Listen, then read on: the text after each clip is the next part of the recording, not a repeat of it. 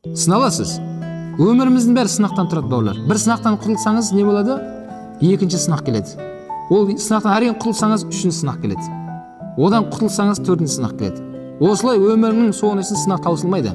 Абу Самарқанди деген ғалым кітабында айтады, 40 тәуліктің ішінде саған бір сынақ келмесе, Алланың алдында сенде ешқандай қайыр жоқ дейді.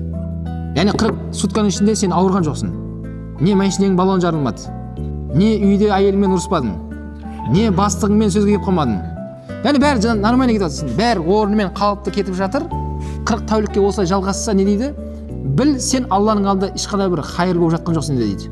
Демек бір нәрсе бар сенде. Сахабалар оларға сынақ келмеген кезде уайымдап кетеді екен.